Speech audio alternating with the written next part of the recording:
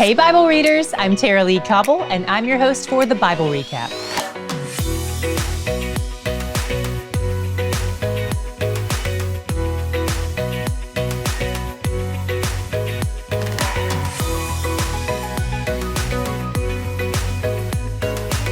Moses continues his farewell speech today, and he covers a wide variety of laws in these 3 chapters. We don't have time to touch on them all, so I'll just pull a few from the ones that might have been the most perplexing from our reading, most of which pertain to relationships between men and women. But before we get there, I want to remind us about a few things, just so we have the proper framework for what we're encountering here. God is not setting up a utopian society where everything is ideal.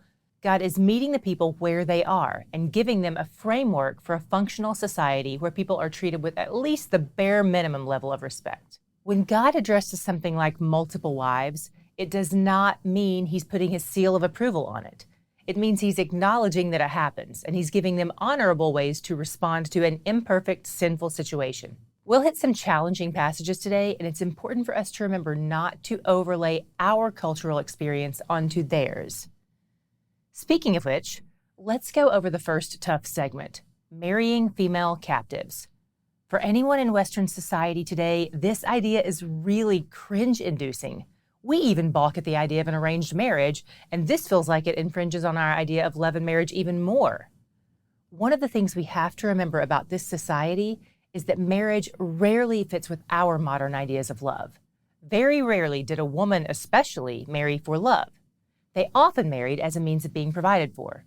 So the situation we've got here is that the Israelites would have conquered a city and killed all the men, but taken the women and children alive. Some of these women would be absorbed into the society. But if a man found a woman he wanted to marry, it's quite likely she would not have objected. And this law God set out here honored the woman by giving her a 30-day period of time to mourn and grieve all she has lost before marrying the Israelite man. If for any reason things in the marriage go south, God protects the woman by requiring the man to treat her with honor, not like she's his property. Please don't miss God's heart in this. Even though so much of this seems archaic, we can still see God's plan to provide for the woman through the man and to protect her if the man fails to honor her well. We have a few more laws dealing with relationships between men and women, some of which pertain to a woman's virginity. There are a lot of ancient traditions, some of which are also cringeworthy, about how a couple should approach their first night of marriage. Most study Bibles or commentaries will have more info on this if you're curious. One of the many detrimental aspects of sexual infidelity was that it could potentially threaten the tribe's economy and land inheritance as God has distributed it. So it was important for them to have laws to protect against this. Moses also sets out a few standards for determining whether a woman has been raped or not.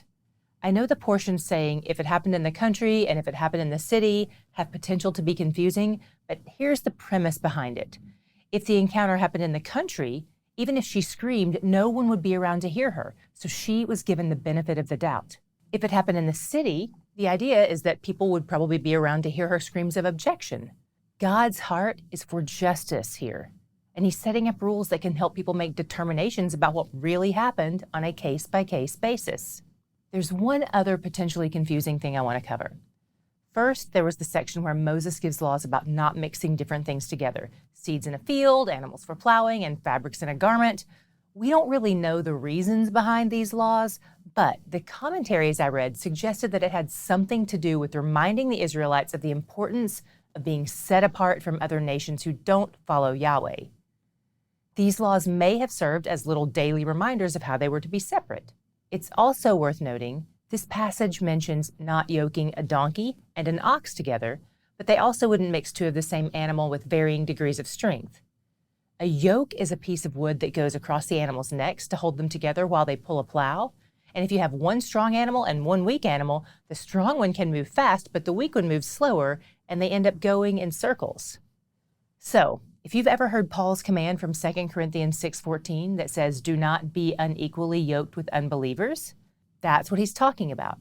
Paul doesn't want us to end up going in circles, following Christ while yoked to someone else who isn't. It makes it nearly impossible to move forward. What was your God shot today? There were 2 sections about curses that stood out to me. In 21:23, in the laws about a man who is punished by being hung on a tree, The law says his body shall not remain all night on the tree, but you shall bury him on the same day, for a hanged man is cursed. Paul referenced this law in Galatians 3:13 when he said, Christ redeemed us from the curse of the law by becoming a curse for us. For it is written, cursed is everyone who is hanged on a tree. Christ took the curse for us. And again in today's reading, in 23:5, Moses says, the Lord your God turned the curse into a blessing for you because the Lord your God loved you. This was in reference to Balak's efforts to get Balaam to curse the Israelites in Numbers 22 through 24. And today's reading reminded me of how God reverses futures. He takes the thing we deserve, what we truly, fully earned, which is the curse, and absorbs it himself through his death on the cross so that we might receive the blessing, just like the Israelites did. The God who turns my curse to a blessing is the God I want to worship forever. He's where the joy is. Okay, Bible readers, it's time for our weekly check-in. How are you doing? How are you feeling about all of this? What kind of thoughts are rolling around in your head after you read and recap? I hope you're loving this more and more all the time. I pray for you often, and I continue to ask God to reveal himself to you. I hope you're learning more about him and finding that you trust him more as a result of what you're learning. And here's a pro tip. For any places where you need help, ask him for wisdom. Ask him for heart change. Ask him to correct the lies you believe about him. I believe he stands ready to answer those prayers with a yes, because he wants to be known even more than we want to know him. I can't wait to dig back into the Word with you again tomorrow.